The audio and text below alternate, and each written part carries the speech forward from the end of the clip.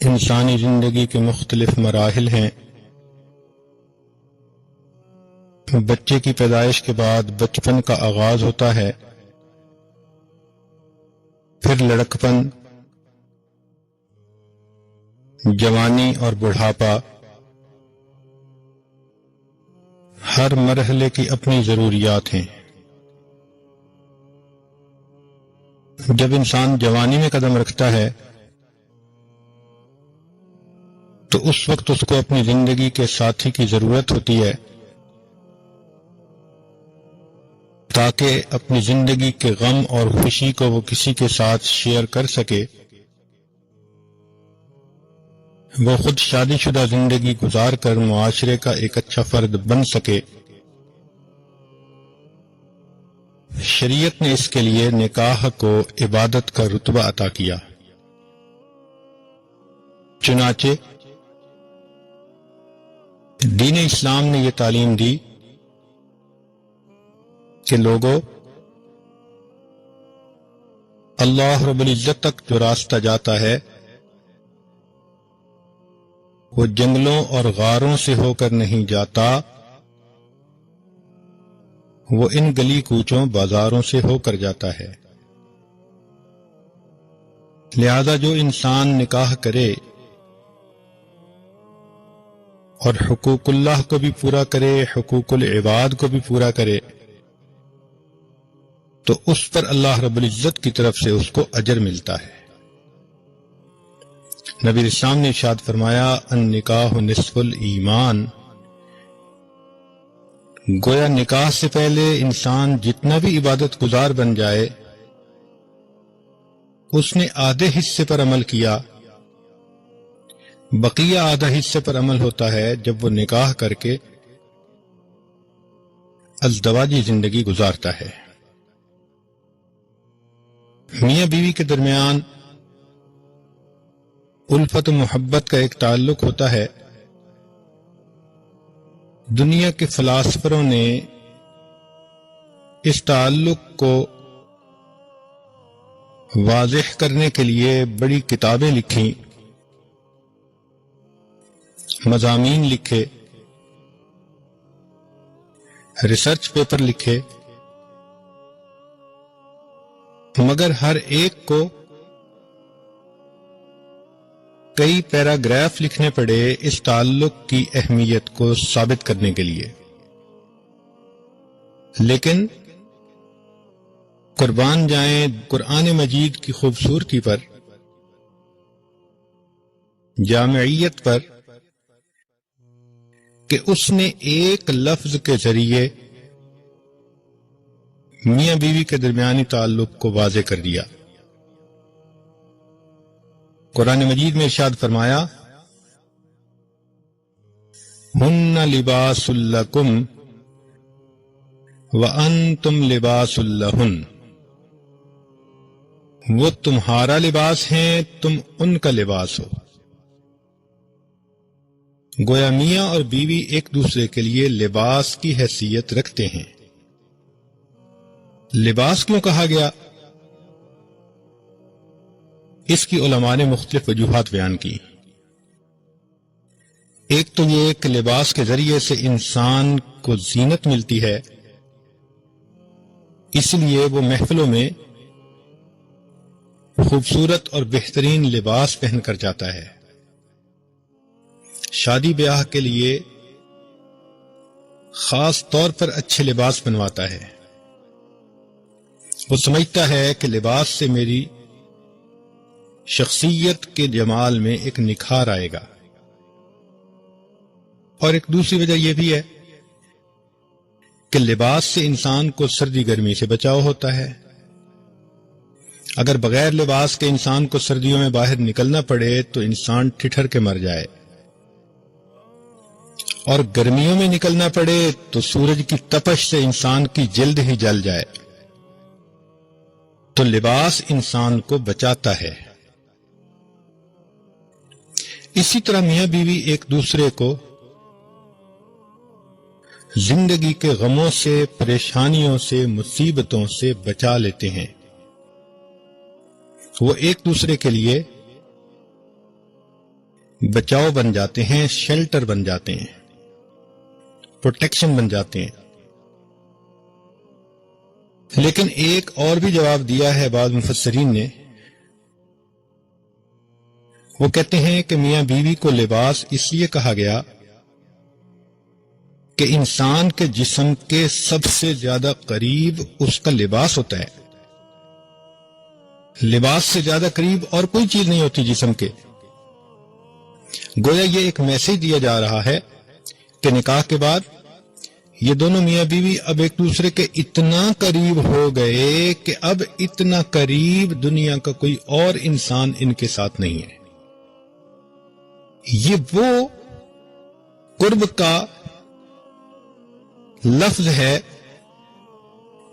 کہ جس نے میاں بیوی کے اس بنیادی تعلق کو اچھی طرح واضح کر دیا۔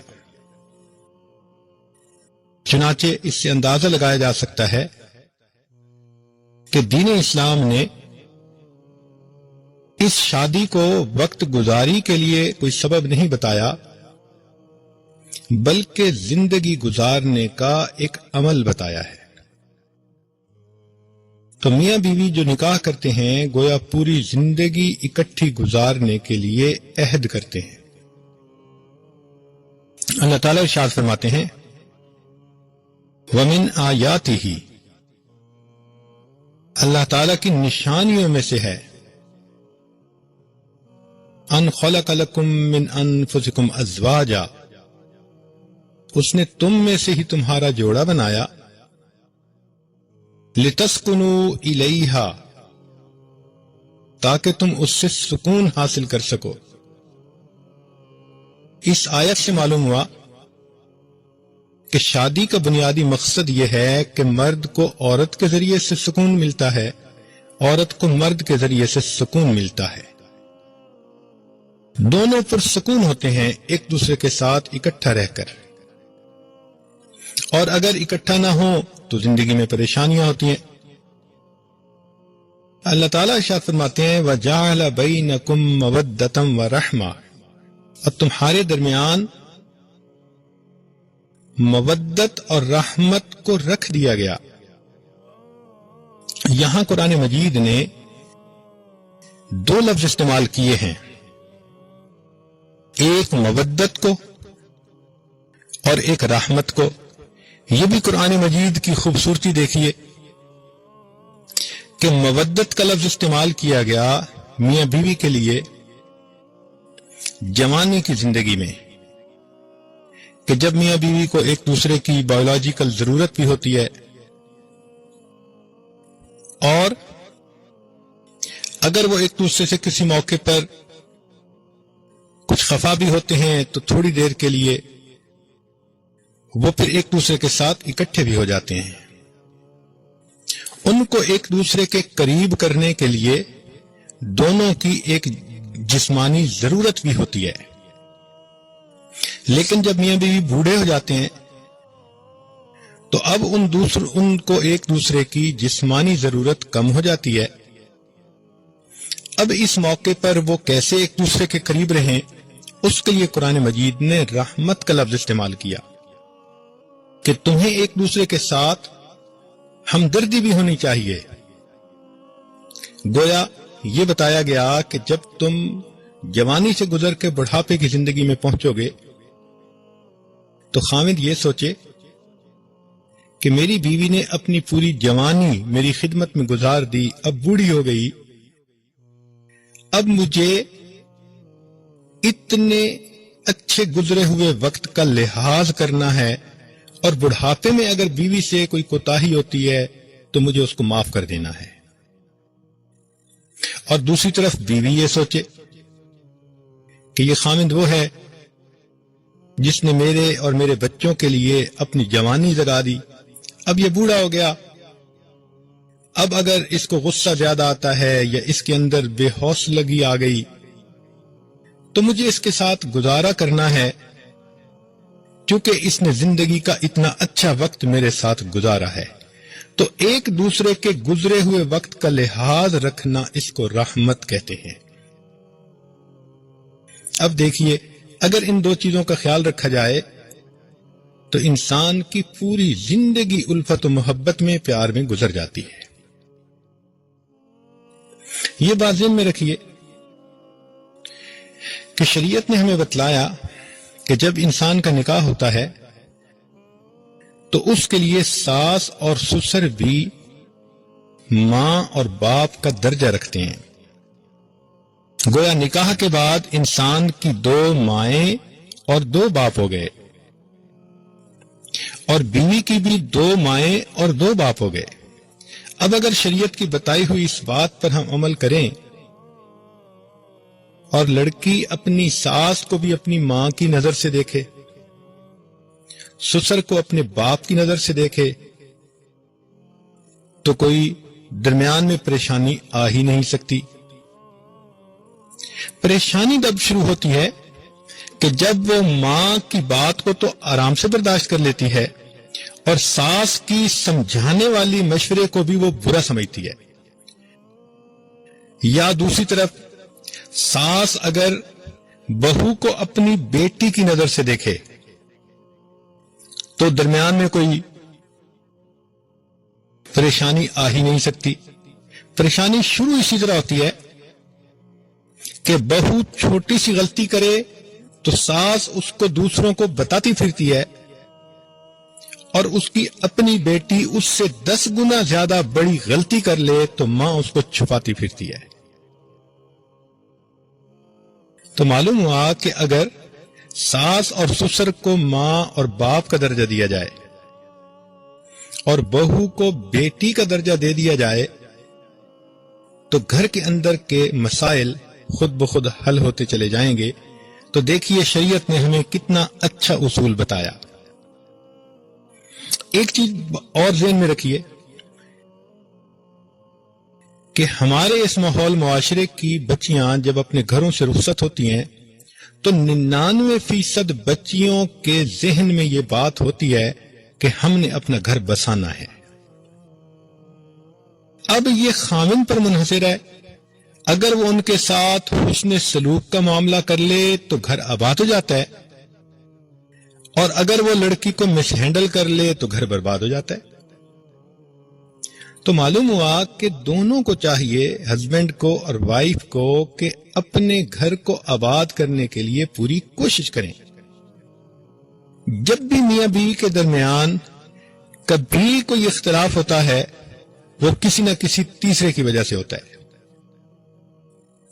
میاں بیوی ایک دوسرے کی وجہ سے کبھی بھی نہیں جدا ہوتے، ہمیشہ کسی تیسرے کی وجہ سے جدا ہوتے ہیں۔ وہ تیسرا بندہ مرد کے گھر والے ہو سکتے ہیں، یا عورت کے گھر والے ہو سکتے ہیں، یا کوئی اور تیسرا بندہ ہو سکتا ہے۔ ہمیشہ تھرڈ پرسن کی وجہ سے میاں بیوی کے درمیان جدائیاں آتی ہیں۔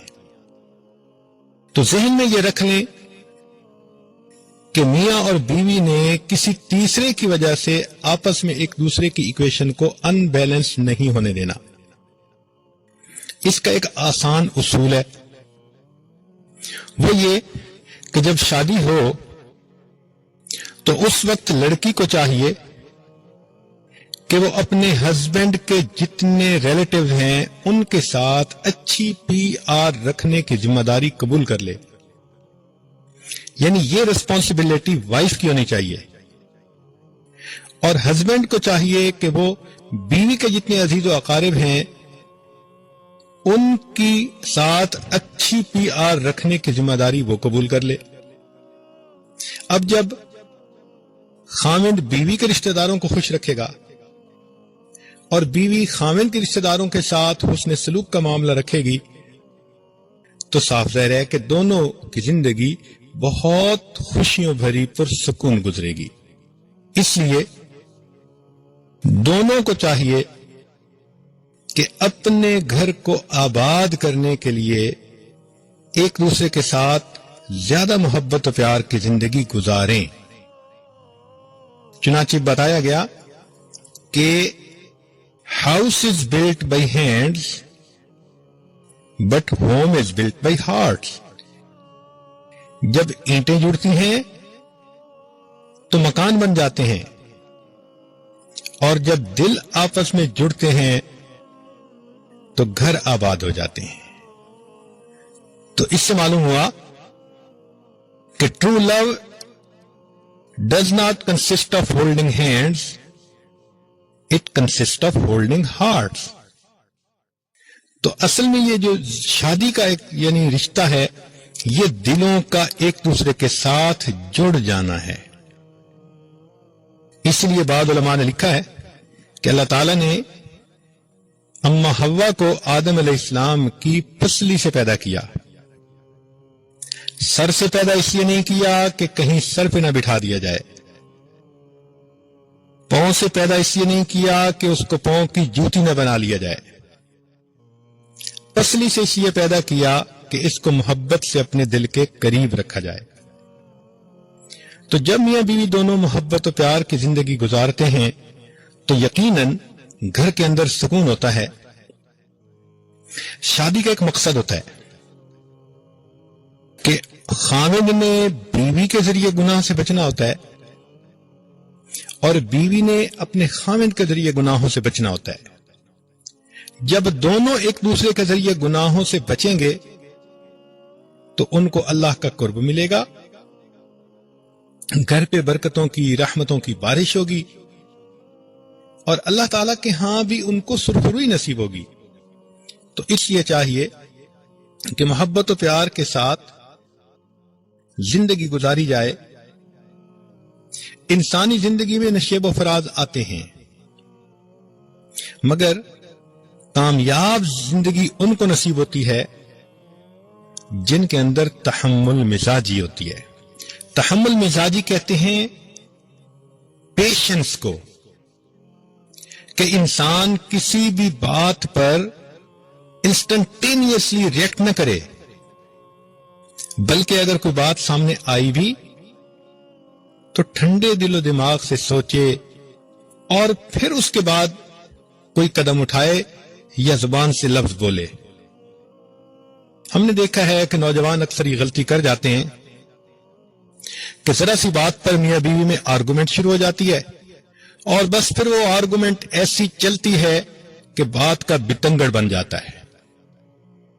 اور لکھے پڑھے لوگ کئی مرتبہ یہ غلطی کر جاتے ہیں.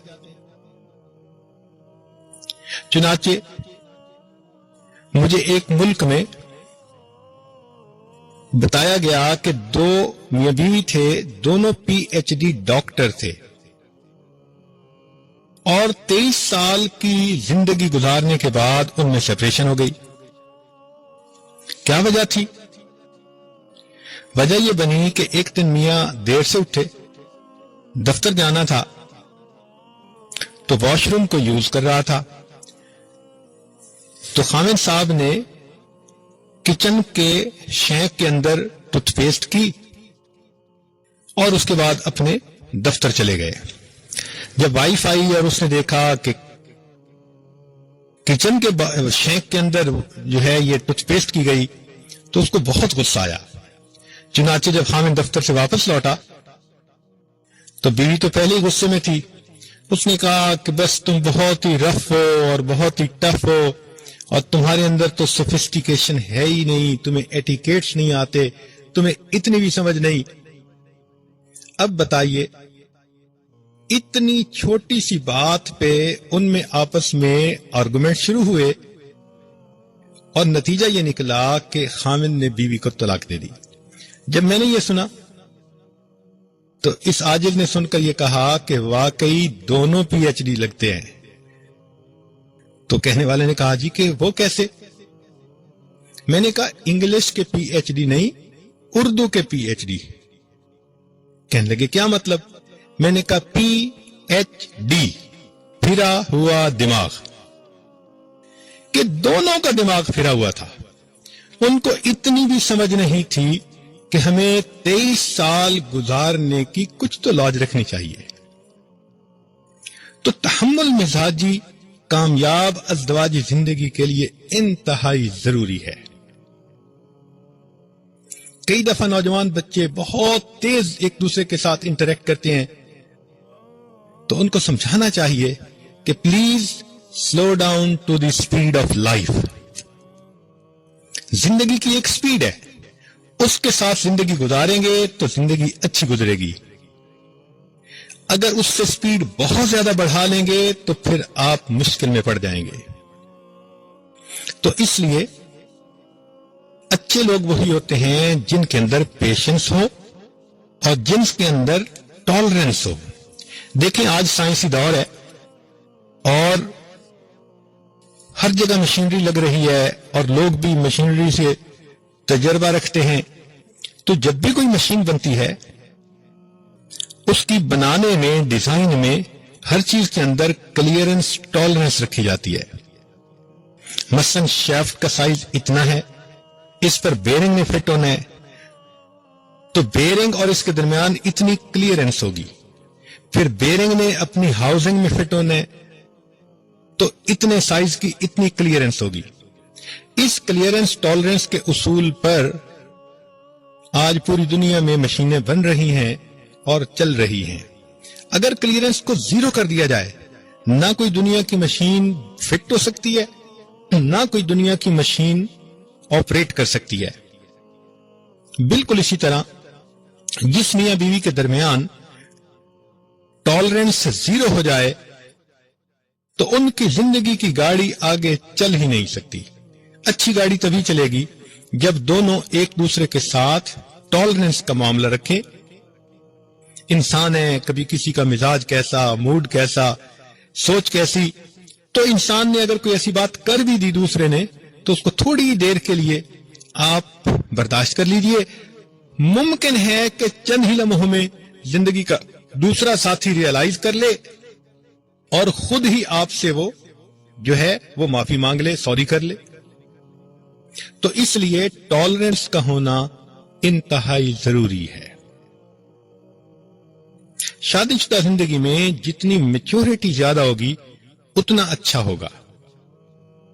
اس لیے کہا گیا کہ high winds blow on high mountains, کہ اونچے پہاڑوں کے اوپر آندھیاں بھی بہت تیز چلتی ہیں. تو زندگی میں اب اگر بھی حالات کے اتار چڑھاؤ کی آندھی آ جائے تو بندے کو چاہیے کہ پہاڑ کی طرح اس کو برداشت کر لے. اللہ رب العزت مہربانی فرما دیتے ہیں. دیکھیے، غور کیجئے، پیشنس ایسی نعمت ہے کہ اگر آپ ایک درخت کو دیکھیں جو سرد علاقے میں ہے تو جب سردی کا موسم شروع ہوتا ہے اس کے پھل ختم ہو جاتے ہیں، پھول ختم ہو جاتے ہیں، پتے گر جاتے ہیں، ٹنڈ منڈ درخت نظر آتا ہے. لیکن اس درخت کو پتا ہے کہ حالات فیوریبل نہیں ہے، مجھے صبر کے ساتھ وقت گزارنا ہے، ٹھنڈی ہوا کے تھپیڑے برداشت کرنے ہیں، سنو بھی پڑے گی تو مجھے اس کو برداشت کرنا ہے، اور بالآخر ایک وقت آئے گا کہ یہ نامناسب ماحول بھی ختم ہو جائے گا. چنانچہ وہ درخت کھڑا رہتا ہے، اور سردیوں میں ہم نے درخت کو دیکھا بالکل خشک لکڑی کی طرح نظر آتا ہے، اس پر برف بھی گرتی ہے، ٹھنڈی ہوا کے تھپیڑے پڑتے ہیں، سب کچھ ہوتا ہے، لیکن وہ درخت برداشت کرتا رہتا ہے. اور یہ چند مہینے کی بات ہوتی ہے، 3-4 مہینے کے بعد بالآخر سردی کا موسم ختم ہوتا ہے، بہار کا موسم شروع ہو جاتا ہے. اسی ٹنڈ منڈ درخت کے اندر سے پھر کونپلیں نکلنی شروع ہو جاتی ہیں، وہ شاخیں بنتی ہیں، ان کے اوپر پھول لگتے ہیں، وہ پھل بنتے ہیں، اور اللہ تعالیٰ اس درخت کو پھر پھلوں سے نواز دیتے ہیں، اس پر بہار آ جاتی ہے. تو بالکل اسی طرح سمجھنا چاہیے بیوی اور خامند کو کہ اگر کبھی ناموافق حالات بھی پیش آ جائیں تو یہ ہمیشہ تو حالات ایسے نہیں رہتے. صبر کے ساتھ اگر وائزلی اس وقت کو گزار لیا جائے تو تھوڑے ہی دنوں کے بعد اللہ تعالیٰ پھر سرکمسٹانسز کو فیوریبل کر دیتے ہیں اور انسان کو پھر بہار جیسی زندگی نصیب ہو جاتی ہے. تو اس لیے زندگی کی اس اونچ نیچ کے حالات میں جو اچھے انداز سے زندگی گزاریں وہی کامیاب میاں بیوی ہوتے ہیں. اس لیے کسی نے کہا کہ to run a big show one should have a big heart, کہ بڑا کام کرنے کے لیے بڑے دل ہونے چاہیے. تو شادی کے بعد نوجوان بچوں کو چاہیے کہ اپنے دل کو بڑا کر لیں اور زندگی کے ہر قسم کے حالات میں ایک دوسرے کے ساتھ محبت پیار کی زندگی گزارنے کی کوشش کریں. اسی سے کامیابی ہو جائے گی.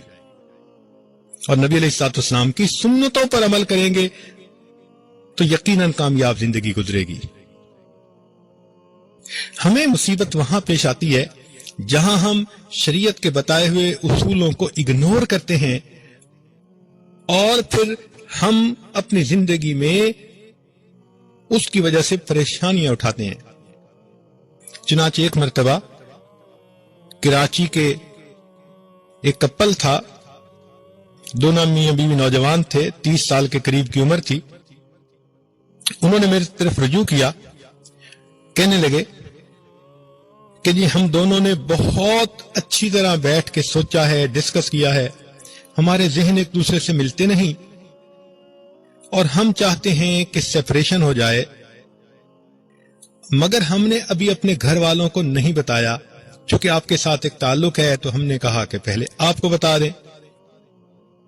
میں نے انہیں کہا کہ آپ لوگ چند مہینوں کے لیے اس فیصلے کو ڈیفر کر دیں اور جیسے میں کہوں آپ اپنی زندگی کو ویسے گزاریں. انہوں نے کہا جی بہت اچھا. اب میں نے ان دونوں سے جب بات چیت کی اور معلوم کیا تو میں نے تھوڑی دیر میں فگر آؤٹ کر لیا کہ مسئلہ اصل میں خاوند کا تھا کہ ان دنوں پورے ملک کے اندر بزنس کی جو ایکٹیویٹیز تھیں وہ بہت کم تھیں اور ہڑتالیں ہو رہی تھیں. کوئی ٹیکس کا معاملہ تھا اور ہڑتال کی کال مل جاتی تھی اور کئی کئی دن مارکیٹیں بند رہتی تھیں. ادھر اس لڑکے نے پیمنٹس کرنی ہوتی تھی اور جب اس کی انکم نہیں تھی تو صاف ظاہر اس کو پریشانی ہوتی تھی. اب وہ نوجوان جب شام کو گھر واپس آتا تو بہت سیریس ہوتا اور بہت پریشان ہوتا کہ میرے بزنس کا کیا بنے گا. اب جب وہ گھر میں داخل ہوتا تو بیوی جب اس کا چہرہ دیکھتی کہ یہ بہت ہی سیریس ہے تو وہ تو کھانا بنا کر 1-2 گھنٹے سے انتظار میں بیٹھی ہوتی تھی کہ میرا خامد آئے گا تو میں اس کے ساتھ مل کے کھانا کھاؤں گی. جب وہ خامد کو دیکھتی کہ اتنا سیریس ہے تو وہ ذہن میں یہ سوچتی کہ شاید میں اسے پسند نہیں ہوں، یہ مجھے پسند ہی نہیں کرتا، لائک ہی نہیں کرتا. تو اس عورت کو بھی پھر غصہ آتا کہ بھئی میں اس کے لیے اتنے انتظار کے میں بیٹھی رہی اور یہ آتا ہے تو اس کا منہ ہی ٹھیک نہیں ہوتا. چنانچہ ایک لفظ سے بات شروع ہوتی اور they used to end up with the discussion and arguments. اب روز کا جھگڑا بالآخر دونوں نے سوچا کہ ہم اگر ایک دوسرے سے جدا ہو جائیں تو اچھا ہے. جب میں نے ان کی یہ کیفیت معلوم کر لی تو میں نے انہیں کہا کہ آپ چند مہینے ذرا اس معاملے کو مؤخر کریں اور نبی علیہ السلام کی ایک سنت پر عمل کریں. وہ پوچھنے لگے کیا؟ میں نے کہا کہ خامن کو چاہیے کہ نبی علیہ السلام کی مبارک سنت ہے. عائشہ صدیقہ رضی اللہ تعالیٰ عنہ فرماتی ہیں کہ نبی علیہ السلام جب بھی باہر سے گھر تشریف لاتے تھے مسکراتے چہرے کے ساتھ تشریف لاتے تھے اور اپنے اہل خانہ کو سلام کیا کرتے تھے. تو اس خامن کو میں نے سمجھایا کہ دیکھو بھائی، آپ کے بزنس کا معاملہ اچھا نہیں چل رہا، یہ آپ کی بیوی کا قصور تو نہیں ہے. آپ جب اپنے دفتر کا دروازہ بند کرنے لگا کریں تو اپنے بزنس کی جتنی بھی پریشانی ہے اس کو دفتر کے اندر رکھ کے سب کو لاک لگا دیا کریں اور جب گھر میں آیا کریں تو آپ بہت فریش اچھے موڈ کے ساتھ، اس لیے کہ بیوی نے تو کوئی قصور نہیں نہ کیا، اس کو تو محبت چاہیے، پیار چاہیے۔ لہذا نبی علیہ السلام کی مبارک سنت ہے کہ آپ جب گھر تشریف لاتے تھے تو مسکراتے چہرے کے ساتھ تشریف لاتے تھے اور اپنے اہل خانہ کو سلام کیا کرتے تھے۔ اور عائشہ صدیقہ رضی اللہ تعالیٰ عنہ فرماتی ہیں کہ میں نبی علیہ الصلوۃ والسلام کو ریسیو کرنے کے لیے دروازے کے قریب پہنچ جایا کرتی تھی، چنانچہ میں نے کہا کہ میاں اس پر عمل کرے اور بیوی اس پر عمل کرے۔ بیوی کو سمجھایا کہ جب خامد آئے تو دروازہ کھولنے کے لیے آپ دروازے پر جاؤ اور اپنے خامد کو مسکرا کے استقبال کرو۔ اب جب انہوں نے اس پر عمل کرنا شروع کیا تو ٹھیک 1 مہینے کے بعد دونوں میاں بیوی نے فون پہ رابطہ کیا اور کہنے لگے کہ حضرت، ہمارا یہ 1 مہینہ ہنی مون کنڈیشن میں گزرا اور ہم سمجھتے ہیں کہ دنیا میں ہم سے زیادہ ایک دوسرے سے محبت کرنے والے میاں بیوی کوئی ہوں گے ہی نہیں۔ وجہ کیا تھی کہ جب دروازہ کھلتا تھا خامند بھی مسکراتے چہرے کے ساتھ آتا، بیوی بھی چہرہ دیکھ کر خامند کا مسکرا دیتی۔ جب دونوں طرف سے مسکراہٹیں ہوتی تو اللہ تعالی ان کو دلوں کو ایک دوسرے کے قریب کر دیتے۔ پھر میں نے ان کو ایک حدیث پاک سنائی کہ سنیے، نبی علیہ الصلوۃ والسلام نے ارشاد فرمایا، جب خامند اپنی بیوی کو دیکھ کر مسکراتا ہے اور بیوی اپنے خامند کو دیکھ کر مسکراتی ہے، اللہ رب العزت ان دونوں کو دیکھ کر مسکراتے ہیں۔ تو اللہ تعالیٰ تو چاہتے ہیں کہ میاں بیوی دونوں محبتوں بھری زندگی گزاریں۔ اسی لیے اگر کبھی ایک دوسرے کے ساتھ کوئی ڈفرینس آف اوپینین ہو بھی جائے تو اس کو جب تک سیٹل نہ کر لیا جائے اس وقت میاں بیوی کو سونا ہی نہیں چاہیے۔ سونے سے پہلے اپنے ڈسپیوٹ کو سیٹل کر کے، اس کو کہتے ہیں سٹ اینڈ سیٹل پالیسی۔ تو میاں بیوی کو چاہیے کہ وہ سٹ اینڈ سیٹل پالیسی پر عمل کریں، مل بیٹھیں اور ایک دوسرے سے بات سمجھانے کی کوشش کریں، اور جب تک ایک دوسرے کو نہ سمجھا لیں تب تک نہ سوئیں۔ اب یہاں سوال پیدا ہوتا ہے کہ اگر مسئلہ ایسا ہو کہ سلجھنے والا ہی نہ ہو تو تب بھی ان کو مجلس کا اختتام اس طرح کرنا چاہیے کہ لیٹ اس ایگری اپون ڈس ایگریئنگ ٹو نائٹ۔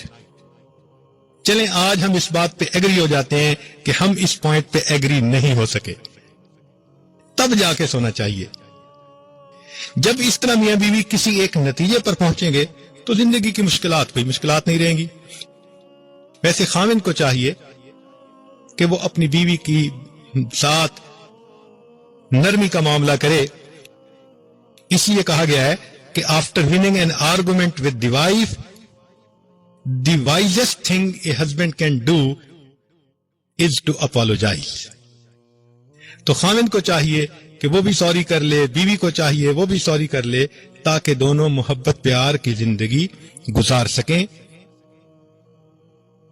یہ جو محبت ہے یہ دونوں کے دلوں میں ہوتی ہے۔ انگلش میں کہتے ہیں لو begets love۔ خاوند کے دل میں محبت ہوگی تو بیوی کے دل میں محبت کے اور زیادہ جذبات ہوں گے، اور اسی وجہ سے زندگی انسان کی اچھی گزر جاتی ہے۔ نبی علیہ الصلوۃ والسلام نے یہ تعلیم دی کہ خاوند بیوی دونوں جتنی محبت کی زندگی گزاریں گے اتنا ان کو اللہ رب العزت کی طرف سے اجر اور پیار ملے گا۔ اس لیے کہتے ہیں کہ everything in the household runs smoothly when love oils the machinery۔ جب آپس میں محبت و پیار ہوگا تو بس زندگی کی گاڑی بہت اچھی چلتی رہے گی۔ یاد رکھیں، جہاں محبت موٹی ہوتی ہے وہاں عیب چھوٹے ہوتے ہیں، اور جہاں محبت چھوٹی ہوتی ہے وہاں پر عیب بڑے موٹے ہوتے ہیں. تو بنیادی طور پر ایک دوسرے کے ساتھ محبت و پیار کی زندگی جب گزرے گی تو پھر ایک دوسرے کے غلطی کوتاہیوں سے درگزر کرنا بھی آسان ہو جائے گا. میاں بیوی کو چاہیے کہ ایک دوسرے کو ریسپیکٹ بھی دیں، ایک دوسرے کو لو بھی دیں، اور ایک دوسرے کی ضروریات کا خیال رکھیں، ایک دوسرے کو پروٹیکٹ کریں، ایک دوسرے کے ساتھ فیتھ فل بن کر رہیں. اور جب اس طرح زندگی گزاریں گے تو پھر دیکھنا کہ گھر جنت کا نمونہ بن جائے گا. نبی علیہ الصلوۃ والسلام نے ارشاد فرمایا، خیرکم خیرکم لأہلہ، تم میں سے سب سے بہتر وہ ہے جو تم میں سے اپنے اہل خانہ کے لیے بہتر ہے. چنانچہ انسان کا اگر اندازہ لگانا ہو کہ یہ کتنا اچھا آدمی ہے تو اس کے بزنس سے اندازہ نہیں لگائیں گے، یا اس کے دوستوں کی مجلس سے اندازہ نہیں لگائیں گے، بلکہ اندازہ اس بات سے لگائیں گے کہ یہ اپنے گھر میں اپنے بیوی بچوں کے ساتھ کیسا ہے.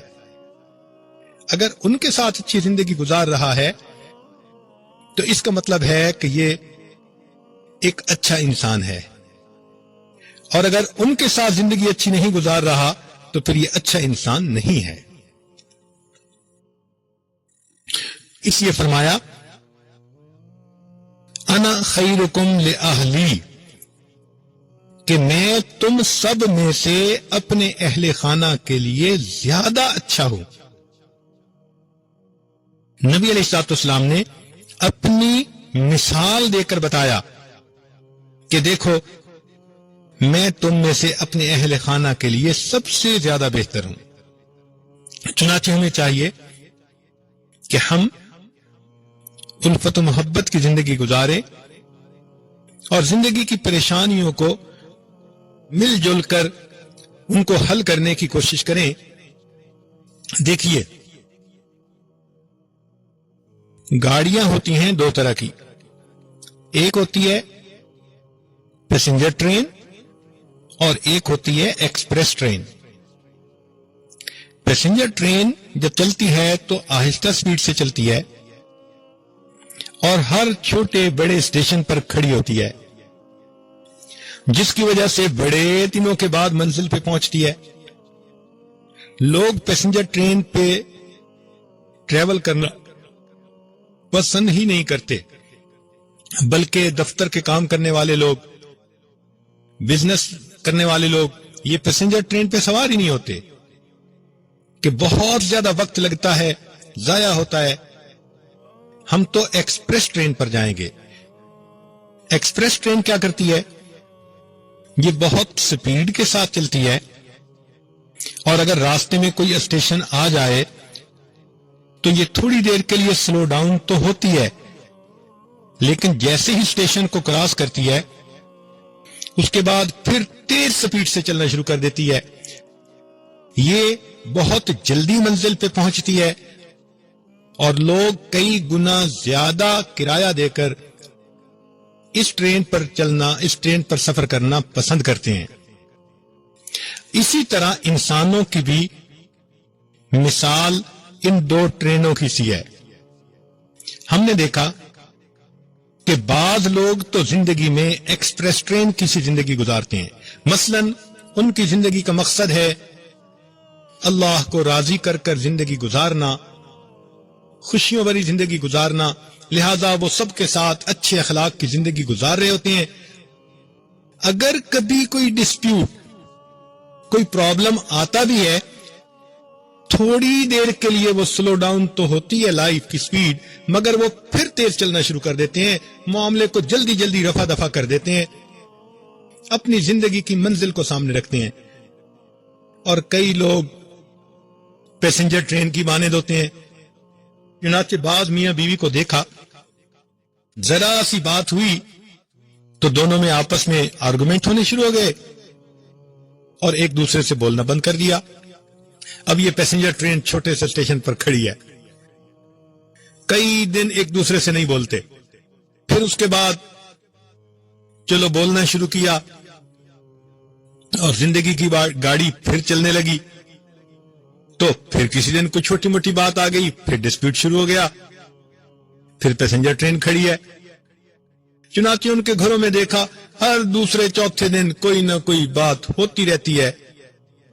یہ پیسنجر ٹرین کی زندگی گزارنے والے لوگ ہیں۔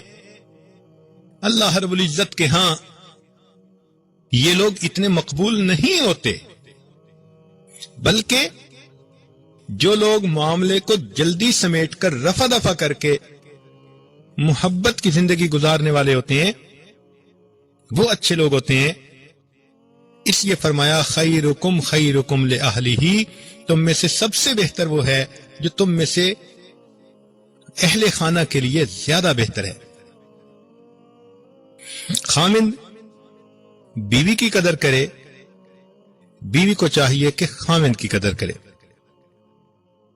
انسان کی ایک عادت ہے کہ وہ بہت ناشکر ہے، چنانچہ کئی دفعہ دیکھا کہ خامند بیوی کے لیے جتنا کچھ کر لے، ذرا سی کوئی کوتاہی رہ گئی تو بیوی فوراً گلا دیتی ہے، اور کئی جگہوں پر دیکھا کہ بیوی کتنی قربانی خامند کے لیے کیوں نہ کر دے، ذرا سی کوئی بات ہوئی تو خامند فوراً اعتراض کر دیتا ہے۔ ایسا نہیں کرنا چاہیے۔ اس لیے انگریزی میں کہتے ہیں کہ اللہ کی صفت دیکھو کہ اللہ gives and forgives، اللہ دیتا بھی ہے اور معاف بھی کر دیتا ہے، اور بندے کا حال دیکھو کہ مین گیٹس اینڈ فارگیٹس، کہ مین بندہ لیتا بھی ہے اور بھول بھی جاتا ہے۔ تو انسان دوسروں کی اچھائیوں کو بھول جاتا ہے اور کوتاہیوں کو یاد رکھتا ہے۔ میاں بیوی میں ایسا تعلق نہیں ہونا چاہیے، بلکہ کوتاہیوں کو بھول جانا چاہیے، اچھائیوں کو یاد رکھنا چاہیے، تاکہ الفت و محبت کی زندگی گزرے۔ اللہ رب العزت خوشیوں بھری زندگی گزارنے پر اور ایک دوسرے کی ہمدردی والی زندگی گزارنے پر بندے سے زیادہ خوش ہوتے ہیں۔ نبی علیہ الصلوۃ والسلام کی اگر مبارک زندگی کو دیکھیں تو یہ بات کھل کر سامنے آتی ہے۔ چنانچہ حدیث پاک میں آتا ہے کہ ایک مرتبہ نبی علیہ الصلوۃ والسلام اپنے گھر میں تشریف لائے تو آپ نے دیکھا کہ سیدہ عائشہ صدیقہ رضی اللہ تعالی عنہا وہ پیالے میں پانی پی رہی تھی، تو نبی علیہ الصلوۃ والسلام نے دور سے دیکھ کر فرمایا، حمیرہ میرے لیے بھی پانی بچا دینا۔ اب یہاں یہ بات ذہن میں رکھیں کہ نام تھا عائشہ صدیقہ رضی اللہ تعالی عنہا، مگر نبی علیہ السلام نے ان کو پیار سے حمیرہ کہا۔ حمیرہ کا لفظ احمر سے نکلا ہے، احمر عربی میں سرخ کو کہتے ہیں، گویا جو سرخ اور سفید شخصیت ہو اس کو حمیرہ کہیں گے۔ یوں سمجھیے کہ جیسے آج انگلش لینگویج میں کسی کو پنکی کہہ دیا جائے تو گویا نبی علیہ الصلوۃ والسلام نے ایگزیکٹ سیم میننگ کے ساتھ سیدہ عائشہ صدیقہ رضی اللہ عنہا کو حمیرہ کہا۔ یہاں سے یہ بھی پتہ چلا کہ اگر خامد اپنی بیوی کو پیار کا کوئی ایسا نام پکارے جو بیوی کو بھی اچھا لگے تو یہ بھی نبی علیہ الصلوۃ والسلام کی مبارک سنت ہے۔ چنانچہ نبی علیہ السلام نے فرمایا حمیرہ، جواب ملا لبیک یا رسول اللہ صلی اللہ علیہ وسلم۔ آپ نے ارشاد فرمایا کہ کچھ پانی میرے لیے بھی بچا دینا۔ جب آپ نے یہ حکم فرمایا تو یہ کیا تھا؟ کوئی پانی کی کمی تھی؟ نہیں، نبی علیہ السلام اشارہ فرماتے تو ٹھنڈا تازہ پانی آپ کی خدمت میں پیش کر دیا جاتا، مگر کہتے ہیں نا کہ عشق اور مشق اظہار چاہتا ہے، تو لو جہاں بھی ہوتی ہے یہ اظہار مانگتی ہے۔ تو نبی علیہ الصلوۃ والسلام کو محبت تھی اہل خانہ سے، چنانچہ محبت کے اظہار کے لیے آپ نے ارشاد فرمایا حمیرہ کچھ پانی میرے لیے بھی بچا دینا۔ چنانچہ انہوں نے تھوڑا سا پانی بچا دیا۔ جب نبی علیہ السلام قریب تشریف لائے تو آپ نے وہ پیالہ اپنے ہاتھ میں لیا۔ حدیث پاک میں آتا ہے کہ ہاتھ میں لینے کے بعد آپ تھوڑی دیر رک گئے اور آپ نے ایک سیکنڈ کوسچن پوچھا۔ فرمایا حمیرہ تم نے کس جگہ لب لگا کر پانی پیا تھا؟ چنانچہ عائشہ صدیقہ رضی اللہ تعالی عنہا نے اشارے سے بتلایا کہ اللہ کے نبی صلی اللہ علیہ وسلم میں نے اس طرف سے پانی پیا تھا۔ تو حدیث پاک میں آتا ہے کہ نبی علیہ الصلوۃ والسلام نے پیالے کے رخ کو پھیرا اور عین اسی جگہ آپ نے بھی اپنے لب مبارک لگا کر پانی کو نوش فرمایا۔ جب خاوند اپنی بیوی کو اتنا پیار دے گا اس کا دماغ خراب ہے کہ وہ اپنا گھر کو آباد نہیں کرے گی۔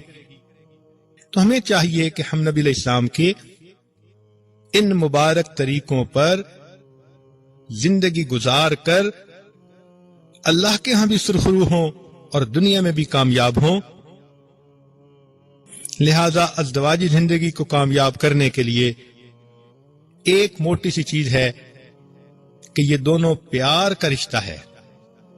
دین اسلام نے شادی کو دو انسانوں کا تعلق نہیں کہا، دو خاندانوں کا تعلق کہا ہے۔ گویا دو بچوں کا جب نکاح ہوتا ہے تو دو خاندان اکٹھے ہو جاتے ہیں۔ تو اللہ تعالی اس نکاح کو دونوں طرف کے خاندان کے لیے خوشیوں کا سبب بنائے اور اللہ تعالیٰ میاں بیوی کے درمیان الفتیں محبتیں اور زیادہ بڑھائے۔ واقعی فرصت زندگی کم ہے محبتوں کے لیے، فرصت زندگی کم ہے محبتوں کے لیے، لاتے ہیں کہاں سے وقت لوگ نفرتوں کے لیے۔ تو ازدواجی زندگی کی بنیاد محبت پر ہوتی ہے۔ جتنی محبت زیادہ گہری ہوگی اتنی زندگی کامیاب ہوگی۔ اس لیے کسی کہنے والے نے کہا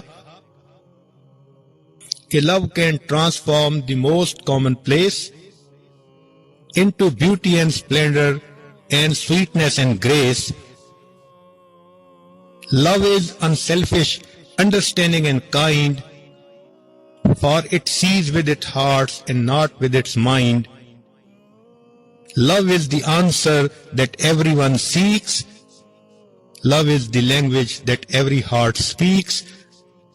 اللہ تعالی ہمیں الفت و محبت کی زندگی گزارنے کی توفیق نصیب فرمائے۔ وآخر دعوانا ان الحمد للہ رب العالمین۔